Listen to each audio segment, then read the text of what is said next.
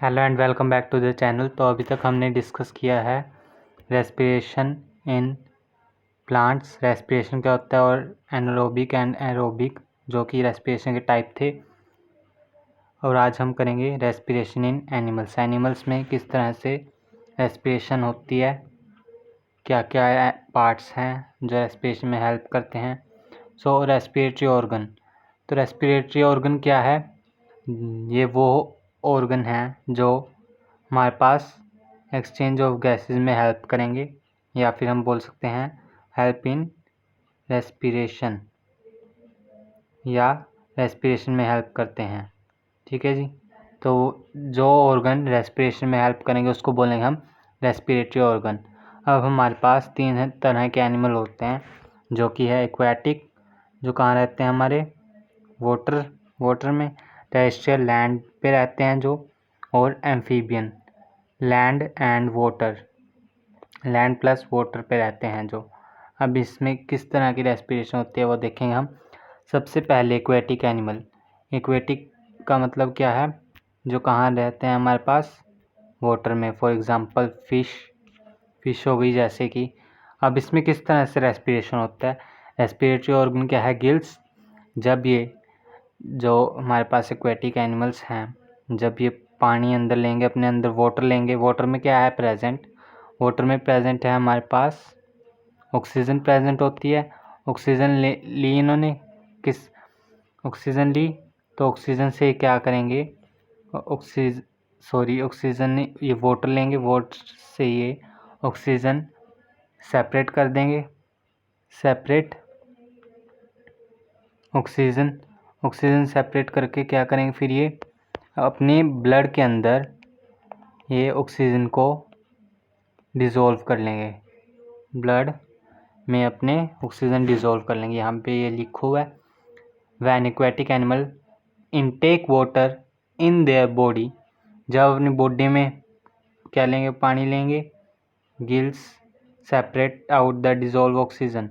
जो भी उस पानी के अंदर ऑक्सीजन डिज़ोल्व होगी उसको सेपरेट कर देगा गिल्स फ्रॉम द वाटर से, और डिज़ोल्व कर लेगा ऑक्सीजन को ब्लड में। ठीक है जी।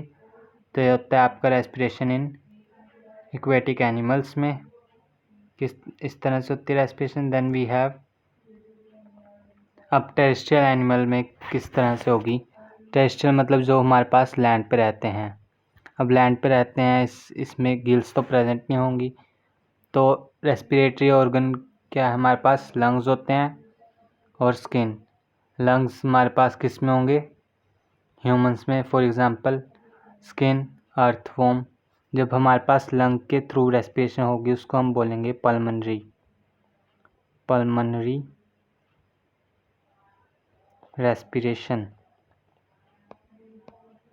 एंड स्किन के थ्रू रेस्पिरेशन होगी तब हम बोलेंगे क्यूटेनियस रेस्पिरेशन। आई होप इतना क्लियर होगा आपको। Then we have amphibian. Amphibian क्या है? एम्फी का मतलब है हमारे पास बोथ, जो हमारे पास लैंड पे भी रहते हैं और पानी में भी रहते हैं। ये वो ऑर्गेनिज्म है जो पानी और लैंड दोनों में रहेंगे। एग्जांपल आ जाएगा ये फ्रॉग। अब इसमें किस तरह से रेस्पिरेशन होती है? इसमें हमारे पास रेस्पिरेशन होती है लंग्स के थ्रू और स्किन के थ्रू। लंग्स के थ्रू होगी तो कौन सी थी? पल्मनरी। स्किन वाली थी क्यूटेनियस। अब डिफरेंट ऑर्गेनिज्म में हमारे पास डिफरेंट रेस्पिरेटरी ऑर्गन होते हैं, जैसे रेस्पिरेशन थ्रू प्लाज्मा मेम्ब्रेन। अब अमीबा है हमारे पास। अमीबा क्या है? यूनिसेलुलर ऑर्गेनिज्म है, यूनिसेलुलर, एक ही सेल से बना हुआ है। तो इसके पास जब सेल ही एक है तो ये किसके थ्रू रेस्पायर करेगा? प्लाज्मा मेम्ब्रेन की मदद से। ठीक है जी। अब ट्रैकियल रेस्पिरेशन क्या है? जब हमारे पास पाइप लाइक स्ट्रक्चर होते हैं इस तरह से, तो ये किस में प्रेजेंट होते हैं? मेनली ये प्रेजेंट होते हैं इंसेक्ट्स में, जैसे कि ग्रास होपर। अब ब्रैंकियल रेस्पिरेशन जो किसकी मदद से हो रही थी? गिल्स की मदद से होती है ब्रैंकियल। जब भी हम गिल्स का यूज़ करेंगे रेस्पिरेशन के लिए उसको बोलेंगे branchial respiration. Fish. Cutaneous respiration कौन सी थी? स्किन वाली। अब स्किन की मदद से होती जो वो है cutaneous earthworm. Pulmonary respiration lungs की मदद से रेप्टाइल, बर्ड्स और ह्यूमंस में होती है। Then we have respiration in human being. अब ह्यूमन बींग में किस तरह से रेस्पिरेशन होगी। सबसे पहले mechanism of respiration in human. Respiration करवानी है अब हमें ह्यूमंस में, ठीक है जी। तो रेस्पिरेशन में सबसे पहले क्या होगा, हमारे पास ब्रीथिंग होगी और transport and exchange of gases. हमने सांस ली और फिर क्या होगा, सांस ली मतलब हमने अपने अंदर एयर ली, फिर क्या होगा, उसका ट्रांसपोर्ट होगा और उस गैसेस का एक्सचेंज भी होगा। ये किस में है हमारे पास, रेस्पिरेशन में। Breathing, transport and exchange of gases. अब ब्रीथिंग में क्या है, ब्रीथिंग क्या है जनरली, ब्रीथिंग है हमारे पास movement of air into and out of the lungs. Lungs में जैसे हमारे पास क्या है, इस तरह मान लो ये है आपकी लंग्स,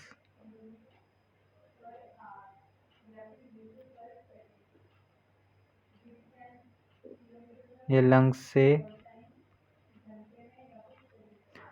से अंदर मूवमेंट ऑफ एयर जब हमारे पास हवा अंदर जाएगी इन और बाहर, इन एंड आउट होगा जब हमारे पास किसका, एयर का, और किस में होगा, लंग्स में। तो वो क्या है हमारे पास, ब्रीथिंग। और ब्रीथिंग में हमारे पास जब ब्रीथिंग साइकिल होती है, एक ब्रीथिंग साइकिल में इन्हेलेशन होता है, एक्सहेलेशन। इन्हेलेशन क्या है, सांस अंदर लेना, ये है इन्हेलेशन, और एक्सहेलेशन है ये सांस बाहर निकालना, एयर को अपनी बॉडी से बाहर रिमूव करना, आउट करना।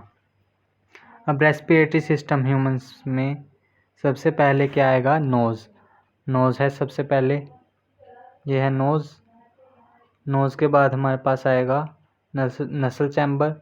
देन वी हैव फेनिक्स, नाक से हमने हवा ली, फिर वो कहाँ जाएगी, नोस्ट्रिल और नसल चैम्बर, ये दोनों नोज़ के ही पार्ट हैं। देन वी हैव फेनिक्स में जाएगी फिर हवा, ठीक है जी। Then it will go to larynx के बाद ट्रैकिया से होते हुए bronchi and bronchiole, and then alveoli में क्या हो जाएगा, एक्सचेंज हो जाएगी गैसेस का।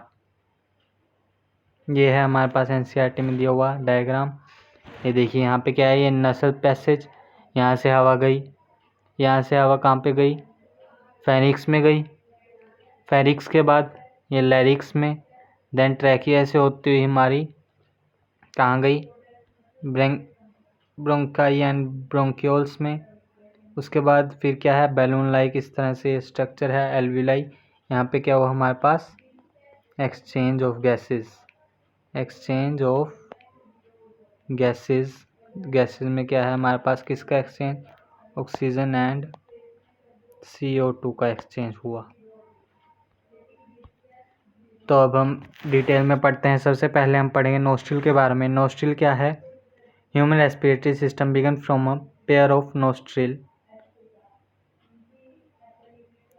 तो ह्यूमन का रेस्पिरेटरी सिस्टम स्टार्ट कहाँ से होता है, पेयर ऑफ नोस्ट्रिल है हमारे पास, नोज के बाद जो छेद होते हैं उसको क्या बोलते हैं, nostril, also known as external nares भी बोल सकते हैं हम इसको। Situated at the lower end of the nose का जो लोअर एंड है नीचे की तरफ, ये है, ये जो छेद होते हैं दो, उसको हम क्या बोलेंगे, नोस्ट्रिल या फिर external near. Air enter through nostril से क्या होगी, एयर एंटर करेगी, ठीक है जी।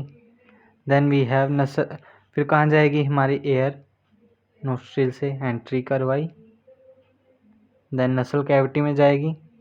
Nostril open into 2 cavities, 2 cavities में ओपन होगी, जिसको बोलेंगे हम नेज़ल कैविटी है ये।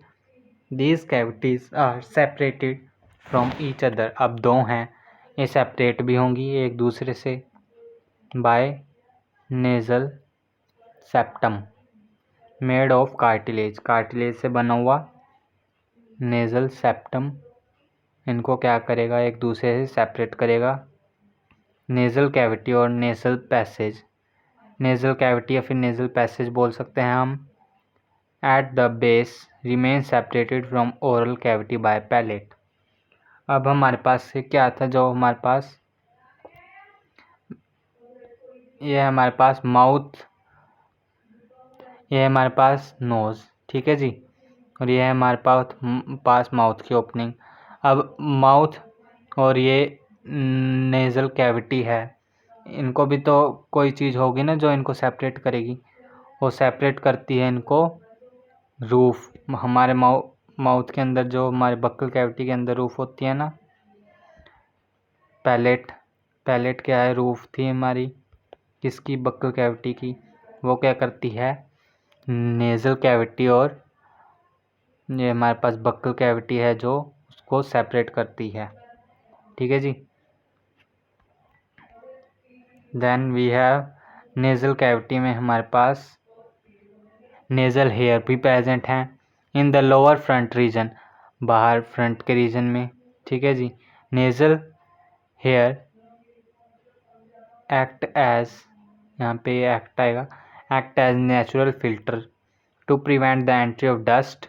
हमारे पास अब ऑक्सीजन है, ऐसा तो नहीं है हमारे पास ऑक्सीजन पूरी किस फॉर्म में है, प्योर फॉर्म में है, प्योर नहीं है ना ऑक्सीजन।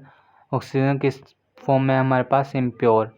कुछ ना कुछ इम्प्योरिटीज़ हमारे पास ऑक्सीजन में होंगी ही होंगी, जैसे कि डस्ट पार्टिकल हो गया, पोलन्स हो गए, एलर्जन हो गए, ठीक है जी।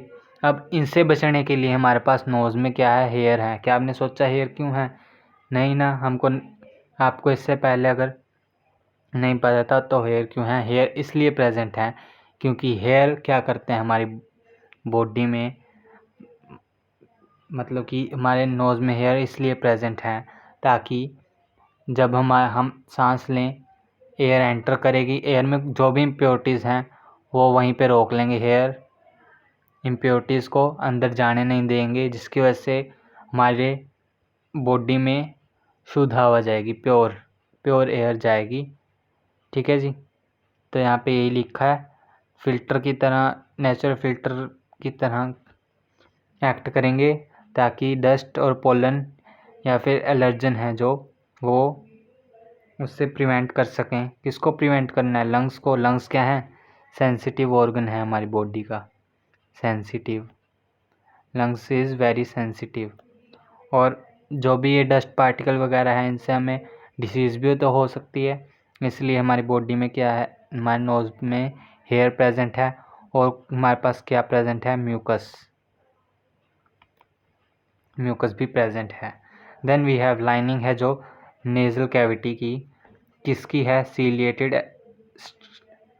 स्यूडोस्ट्रैटिफाइड स्क्वेमस एपिथेलियम की, हैविंग सीलिया प्रेजेंट है और गोबलेट सेल है। अब सीलिया प्रेजेंट क्यों है, ताकि एयर जब हमने सांस ली, अब एयर को, अब इस सीलिया की मदद से क्या होगी, एयर अंदर जाएगी, एयर की मूवमेंट करवाने के लिए सीलिया प्रेजेंट है। देन वी हैव फेरिक्स, उसके बाद एयर कहाँ जाएगी हमारे पास, नोस्ट्रिल और नेज़ल चैम्बर या फिर नेज़ल कैविटी के बाद जाएगी फेनिक्स में। शॉर्ट ट्यूब है, लोकेटेड कहाँ है, head, located in head at the back of buccal cavity, buccal cavity के हमारे पास पीछे वाली साइड में, ये हमारे पास बक्कल कैविटी है, जैसे इसकी जो पीछे वाली साइड है यहाँ पे फेरिक्स प्रेजेंट होगी, यहाँ से ऊपर तक नेज़ल चैम्बर या फिर नोज़ हम बोल सकते हैं, ठीक है जी। Then we have it is common passage for air as well as food. अब ये हमारे पास यहाँ से है बक्कल कैविटी, ठीक है जी, और ऊपर है यहाँ पे हमारे पास नोज़, यहाँ से हमारे पास हवा गई, यहाँ से हमारे पास क्या गया, एफ फॉर फूड, और यहाँ से क्या गई, ए फॉर एयर। अब पीछे वाली साइड पे क्या है हमारे पास, फेनिक्स प्रेजेंट है। अब ये जाके कहाँ, अब यहाँ पे फेरिक्स प्रेजेंट है, अब यहीं पे क्या होगा, एयर और फूड दोनों आएंगे इस पाइप में, जिसको हमने क्या बोला, फेरिक्स, ठीक है जी, इसलिए क्या है, कॉमन पैसेज है फूड और एयर के लिए। ठीक है जी। Then we have prevent the entry of food particle into windpipe. अब ये क्या करता है, ये प्रिवेंट करता है कि हमारा जो फूड पार्टिकल है वो विंड पाइप में ना जाए। The epiglottis is an elastic cartilage which serve as a switch between larynx and oesophagus. जो हमारे पास एपिग्लोटिस है वो ढक्कन की तरह होता है, एपिग्लोटिस। ठीक है जी, जो क्या करता है, प्रिवेंट करता है कि हमारा जब हम ये एक तो ये इलास्टिक कार्टिलेज है विच सर्व एज स्विच बिटवीन लैरिक्स और ईसोफेगस के बीच में क्या है, switch allowing the passage of air, और ये लो करता है कि एयर हमारा लंग में ही जाए और फूड हमारा गिल्स नहीं, यहाँ पे आएगा, फूड हमारा फूड पाइप में जाए, GI गैस्ट्रोइंटेस्टाइनल ट्रैक्ट में जाए। ठीक है जी, ये क्या करता है, ये ढक्कन है हमारे पास, जैसे ये हमारे पास यहाँ पे इस तरह से प्रेजेंट होता है ताकि अब ऊपर से हवा और फूड दोनों आए। अब फूड, ताकि यहाँ पे हवा जाए और यहाँ पे फूड जाए।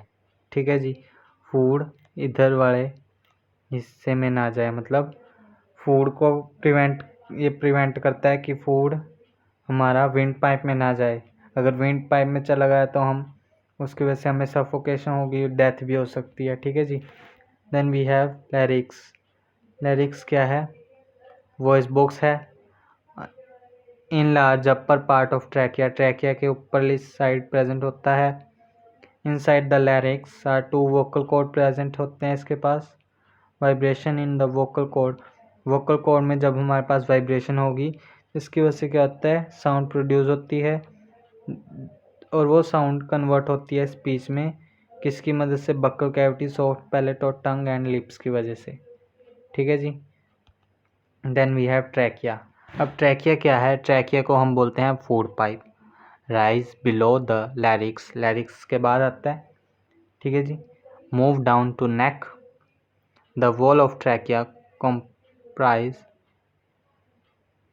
जो हमारे पास ट्रैकिया की वॉल है उसके पास क्या है, सी शेप कार्टिलेजियस रिंग है।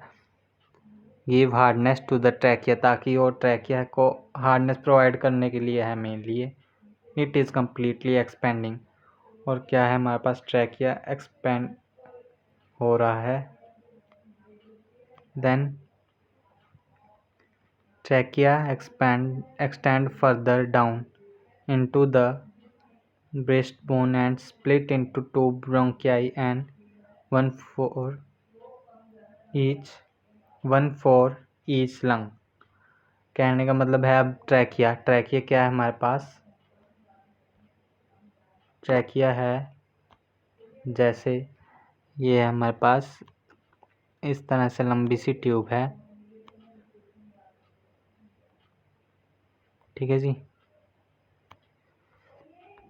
ये हमारे पास लंबी सी एक ट्यूब है जो कि जिसके पास क्या है, इस तरह से सी शेप कार्टिलेजिनस रिंग है। ये इसको क्या करती हैं, ये स्ट्रेंथ, ये हमारे पास इसको हार्डनेस प्रोवाइड करती है। अब इस तरह से हमारे पास दोनों लंग्स के अंदर चला जाएगा।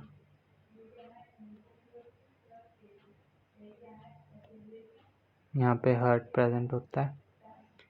अब और ये किसके अंदर, इस तरह से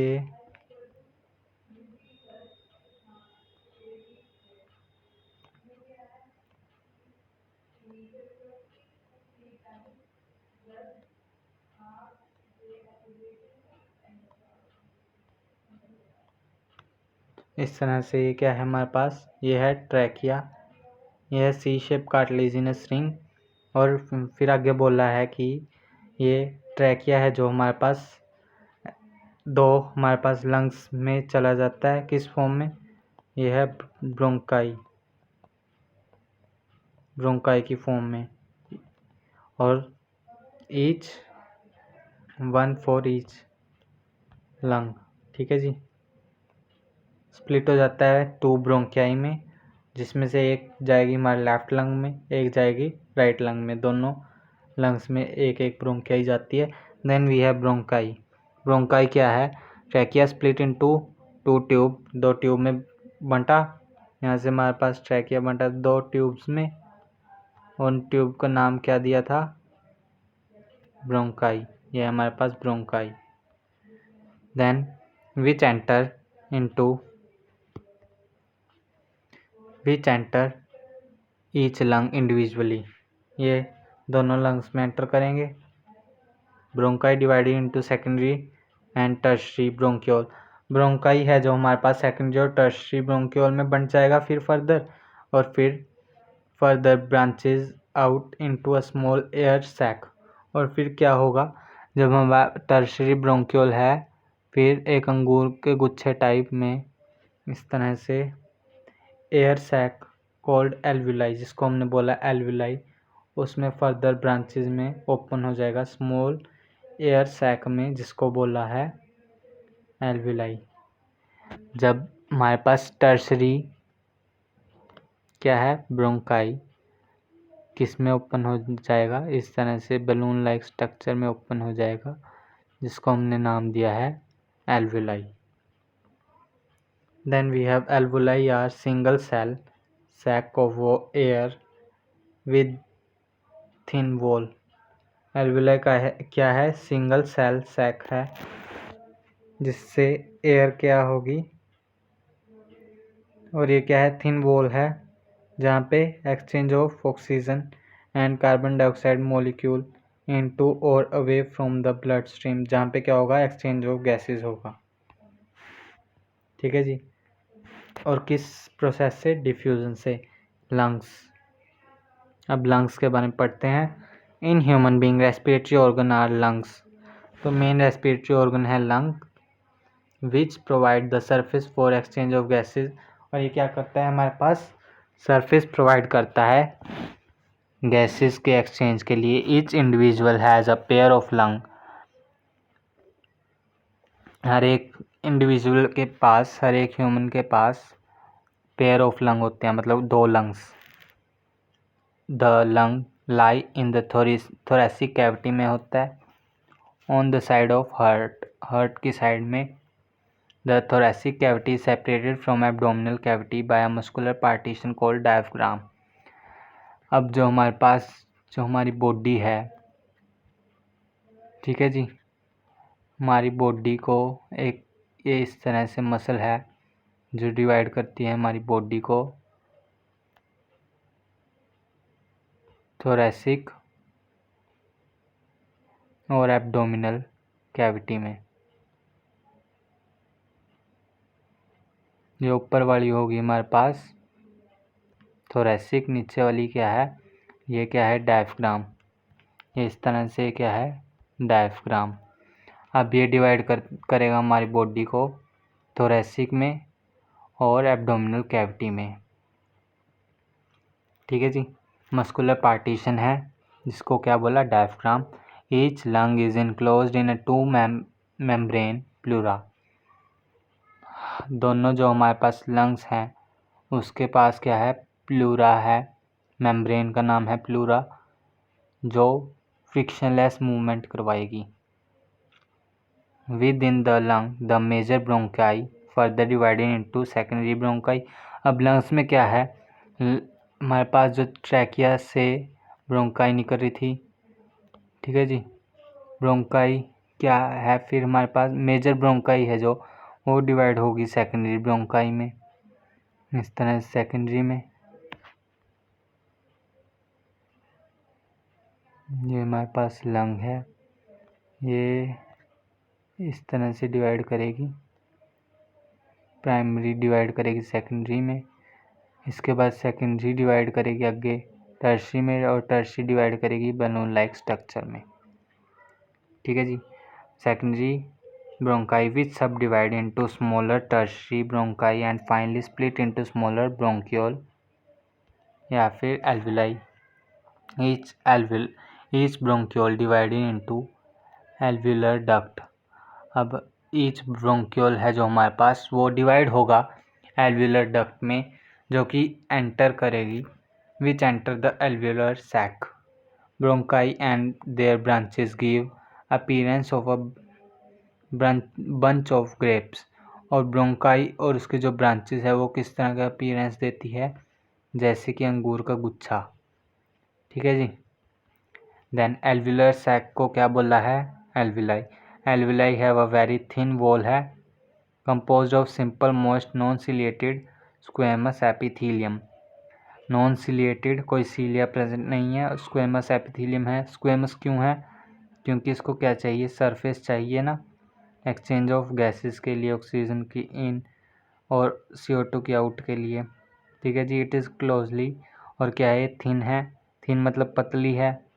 अगर पतली है तभी हमारे पास क्या होगी, आराम से गैसेस एक्सचेंज होगा। Closely surrounded by a network of blood capillary, और इसके चारों तरफ क्या है, ब्लड कैपिलरी प्रेजेंट है, ब्लड वेसल्स प्रेजेंट है। ये है हमारे पास लैरिक्स। ट्रैकिया के ऊपर क्या था, लैरिक्स प्रेजेंट था। अब ट्रैकिया, ये रही ट्रैकिया। ठीक है जी। इसके पास ये क्या है, सी शेप, ये सी शेप कार्टिलेजिनस रिंग है, सी शेप।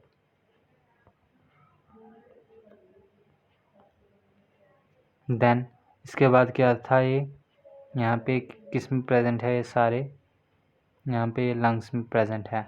अब प्राइमरी ब्रोंकियाई में खुला ट्रैकिया, फिर सेकेंडरी में। ठीक है जी। ये हमारे पास सेकेंडरी आया।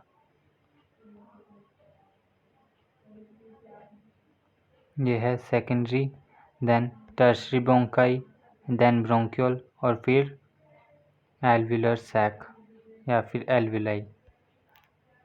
ये हमारे पास लंग्स के अंदर प्रेजेंट है। अब ये जो भी हमने पढ़ा उसकी एक बार समरी देखते हैं। इस क्या है, रेस्पिरेटरी ट्रैक।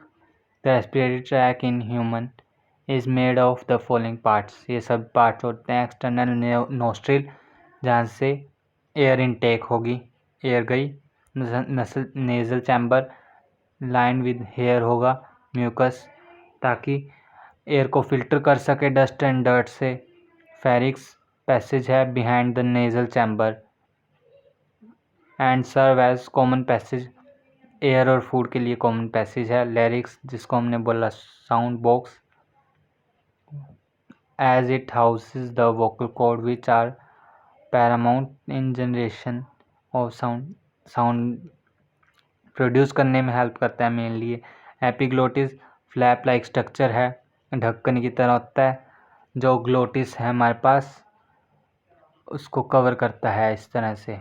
ठीक है जी। That cover the glottis and prevent, ताकि हमारे पास यहाँ पे किसकी एंट्री ना हो, फूड की, विंड पाइप में।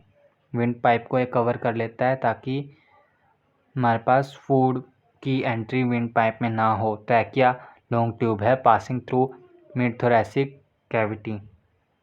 ब्रोंकाई, ब्रोंकाई क्या है, the trachea divided into left and right. Bronchi में डिवाइड हो जाता है। Bronchiole, each bronchus is further divided into finer channel known as bronchioles में डिवाइड हो जाता है। Then bronchioles terminate into balloon like structure में, जो कि है एल्व्यूलाई, जहाँ पे क्या है, एक्सचेंज ऑफ गैसेस। और ये क्वेश्चन मेनली आता ही आता है, कहाँ पे exchange of gases take place हो रहा है, हमारे पास एल्व्यूलाई। एल्व्यूलाई में होता है exchange of gases. Human, then lung, human have a pair of lung होता है, pair of lungs which are sac-like structure, which have sac-like structure and covered by a doubly layer membrane called pleura। Pleura membrane से cover होता है हमारे पास lungs. Then mechanism of breathing.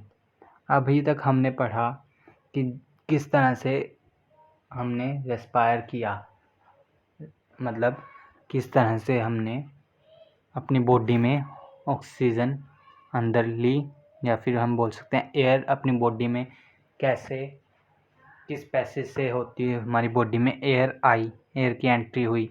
अब हम पढ़ेंगे mechanism of breathing in human. Breathing is a complex mechanical process है जिसमें मसल्स का हमारे इसमें मेन रोल होगा। मस्कुलर मूवमेंट होगी जिसकी वजह से क्या होता है हमारे पास थोरैसिक कैविटी का ये क्या है डी डायफ्राम डोम शेप। इसके ऊपर थी हमारे पास लंग्स।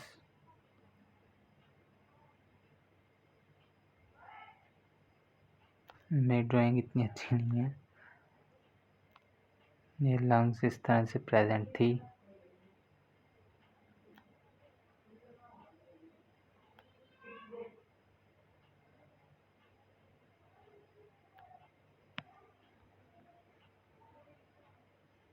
अब ये देखिए इसमें क्या है मस्कुलर मूवमेंट होती है जिसकी वजह से क्या है हमारे पास ये ऊपर वाला है ये थोरैसिक, ये सारा है हमारे पास थोरैसिक और नीचे है हमारे पास एब्डोमिनल।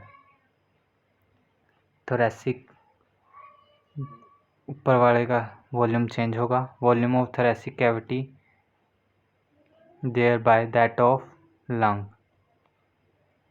जब हमारे पास थोरैसिक कैविटी का वॉल्यूम चेंज होगा तो लंग्स का भी वॉल्यूम चेंज होगा। ब्रीथिंग अकर इनवॉलेंट्री होती है but it rate is control by respiratory centre of the brain. Respiratory centre है जो ब्रेन का वो कंट्रोल करता है हमारी ब्रीथिंग को। ठीक है जी। Floor of thoracic cavity is completely close. जो थोरैसिक कैविटी का फ्लोर है वो क्लोज होता है हमारे पास किससे, कौन क्लोज करता है इसको, डायफ्राम। ये इस तरह से it is a thin muscular septum separating the abdominal and thoracic और एब्डोमिनल कैविटी को सेपरेट भी करता है ये कौन, diaphragm. Breathing mechanism involve 2 step होते हैं हमारे पास ब्रीथिंग में, इन्हेलेशन एंड एक्सहेलेशन। अब इसके बारे में हम डिस्कस करते हैं। इन्हेलेशन का मतलब है ब्रीथिंग इन, सांस लेना। ठीक है जी, एयर अपनी बॉडी के अंदर एयर की एंट्री होना, ये क्या आएगा हमारे पास ब्रीथिंग होती है। एनर्जी, जब हम सांस लेते हैं हमको इसमें क्या है हमारे पास जोर लगाना पड़ता है सांस लेने के लिए, मगर छोड़ने के लिए ऐसा नहीं होता, छोड़ते हैं आराम से, धीरे से छोड़ा जाता है। एनर्जी रिक्वायरिंग प्रोसेस है। ठीक है जी, एनर्जी रिक्वायरिंग प्रोसेस है तो मतलब सांस लेने के लिए हमको क्या चाहिए, energy. Simultaneously contraction of intercostal muscle and diaphragm result in, और एनर्जी रिक्वायरिंग प्रोसेस था एक तो ये रेस्पिरेशन ब्रीथिंग। अब इसमें क्या होगा जब हमारे पास इंटरकोस्टल मसल कॉन्ट्रैक्ट करेंगी, ठीक है जी, और डायफ्राम, और क्या होगा diaphragm result in the movement of ribs outward and upward.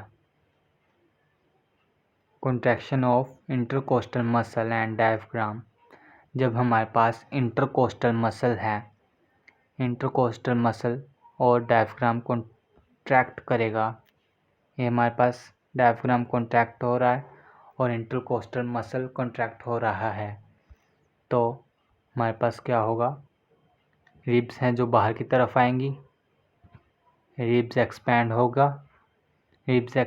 होंगी और एयर की एंट्री होगी। This action increases the volume.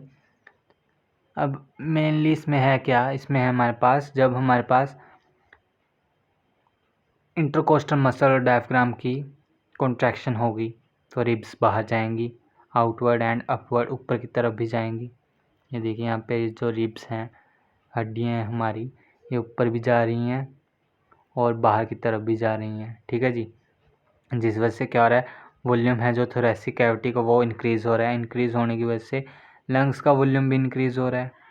ठीक है जी, इट रिड्यूसेस एयर प्रेशर, और एयर का जो प्रेशर है वो कम हो रहा है कहाँ पे, लंग्स में। And air rushes into lungs through air passage, और एयर कहाँ जा रही है हमारे पास, लंग्स में। इसमें मेनली है हमारे पास जब हमारे पास इंटरकोस्टल मसल और डायफ्राम क्या करेंगे, कॉन्ट्रैक्ट करेंगे। डायफ्राम और इंटरकोस्टल मसल ने कॉन्ट्रैक्शन की, रिब्स क्या है, रिब्स आउटवर्ड और अपवर्ड हुई, रिब्स एक्सपैंड हुई, वॉल्यूम इंक्रीज हुआ। किसका, थोरेसिक कैविटी का। वॉल्यूम इंक्रीज होने की वजह से लंग्स का भी वॉल्यूम इंक्रीज हुआ, जिसकी वजह से एयर प्रेशर है जो लंग्स में एयर प्रेशर कम हो गया। अब एयर प्रेशर अगर लंग्स में कम है और बाहर ज़्यादा है तो बाहर से अंदर की तरफ आएगी एयर, ठीक है जी। And air rushes into lungs, और एयर लंग्स में आ जाएगी through air passage. Air passage मतलब जो भी हमने पीछे पढ़ा था, कहाँ से होते हुए एयर आती है, नोज से होते हुए ट्रैकिया, फेनिक्स, ये सब जो इसका पैसेज है वहाँ से होते हुए लंग्स में एंट्री हो जाएगी। सो this is all about inspiration. अब हम पढ़ेंगे एक्सहलेशन। एक्सहलेशन क्या है, ब्रीदिंग आउट। अभी हमने पढ़ा था पीछे सांस कैसे लेते हैं हम, ब्रीथ कैसे करते हैं। अब हमें सांस छोड़नी है, breathe out. Due to relaxation of intercostal muscle. पीछे क्या था, पीछे हमारी इंटरकोस्टल मसल कॉन्ट्रैक्ट की थी। अब हमको इंटरकोस्टल मसल्स को क्या करवाना है, रिलैक्सेशन हुई इंटरकोस्टल मसल और डायफ्राम की। रिब्स कहाँ गई, ओरिजिनल पोजीशन पे, और डायफ्राम कैसे बन गया, dome shape. This movement reduces the volume of thoracic cavity. अब पीछे वॉल्यूम इंक्रीज हो रहा था, जिसकी वजह से किसका वॉल्यूम इंक्रीज हुआ, लंग्स का भी वॉल्यूम इंक्रीज हुआ और एयर क्या हुई, एयर की एंट्री हुई। मगर यहाँ पे क्या है, यहाँ पे हमारे पास वॉल्यूम डिक्रीज हो रहा है। किसका, जब हमारे पास वॉल्यूम थोरेसिक कैविटी और लंग्स का डिक्रीज हुआ और ये लंग्स ओरिजिनल वॉल्यूम में आ गई, ओरिजिनल वॉल्यूम मिल गई लंग्स को अपनी। एयर रशेज आउट, एयर अब बाहर की तरफ जाएगी, ठीक है जी, आउट। ड्यू टू, ये किसकी वजह से जा रही है एयर बाहर, क्योंकि इंक्रीज इन प्रेशर। अब वॉल्यूम कम हुआ, वॉल्यूम हमारे पास इन्वर्सली प्रोपोर्शनल है प्रेशर के।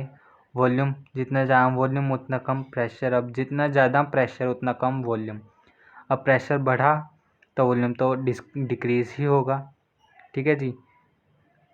मतलब वॉल्यूम डिक्रीज हुआ तो प्रेशर इंक्रीज हुआ। Air rushes out of the lung due to increase in pressure above that atmospheric pressure inside the lungs. Atmospheric pressure से ज़्यादा प्रेशर है लंग्स में, जिसकी वजह से एयर बाहर गई। तो ये था आपका एक्सलेशन, ब्रीथिंग आउट के बारे में। अब है हमारे पास exchange of gases in alveoli. Alveoli में क्या होता है, gaseous exchange. Blood rich in carbon dioxide, blood में हमारे पास अभी क्या प्रेजेंट है, कार्बन डाइऑक्साइड ज़्यादा है, तो ब्लड कैसा होगा, deoxygenated. Blood enter in the capillary network of alveoli.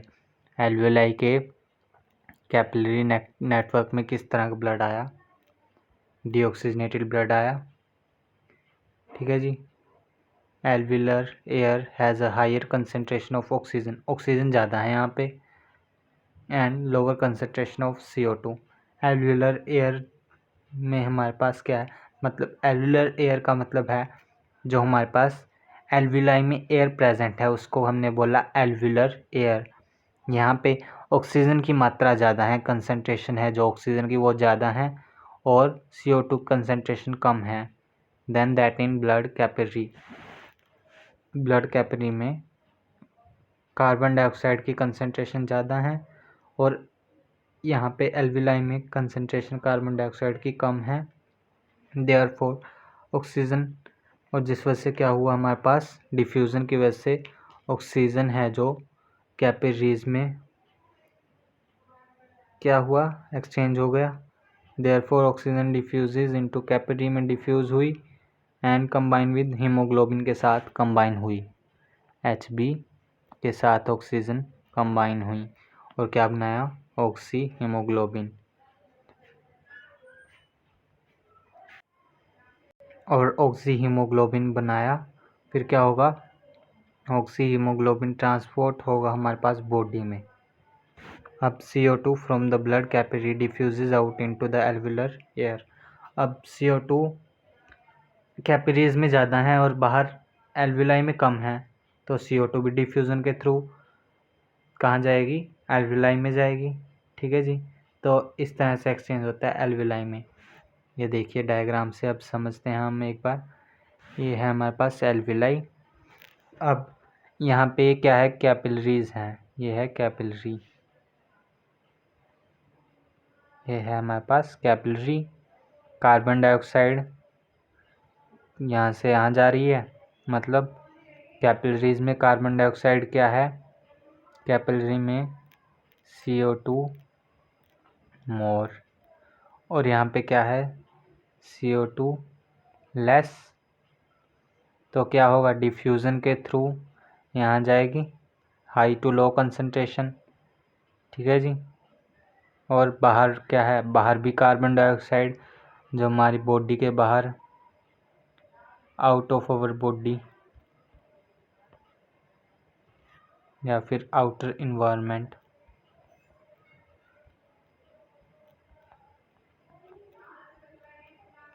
हमारी बॉडी के बाहर भी कार्बन डाइऑक्साइड कम है, तो फिर से हाई टू लो।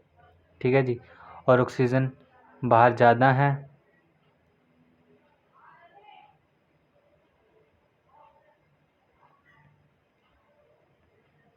तो इसमें ये क्या, इसमें है कि जब हमारे पास जहाँ भी कंसंट्रेशन कार्बन डाइऑक्साइड की ज़्यादा होगी तो वो क्या करेगी, लो की तरफ जाएगी।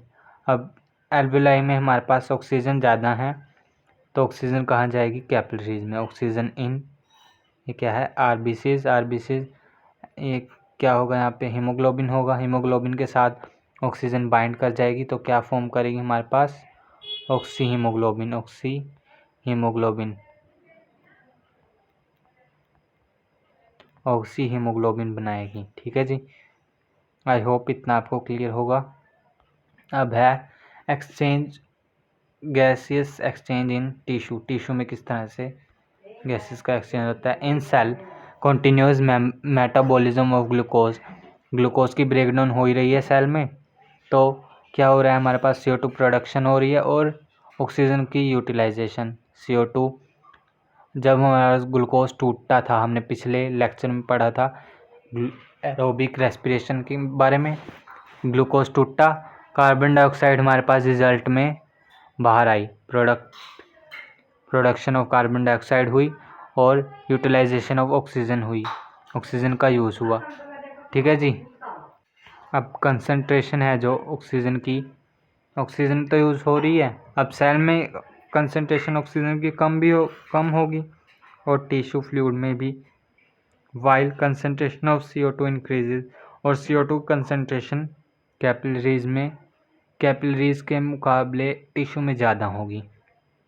ठीक है जी, therefore oxy haemoglobin break down, oxy haemoglobin टूट जाएगा और ऑक्सीजन क्या कर देगा, ऑक्सीजन को रिलीज़, जो कि डिफ्यूज़ आउट होगी ब्लड कैपिलरीज से इनटू टिश्यू फ्लूइड में, and then into each and every cell, और फिर हर सेल में। So this is all about your respiration. आज हमने रेस्पिरेशन कंप्लीट कर लिया है। If you like the video, hit the like button, अपने दोस्तों के साथ ये वीडियो शेयर कीजिए। Thank you and have a nice day.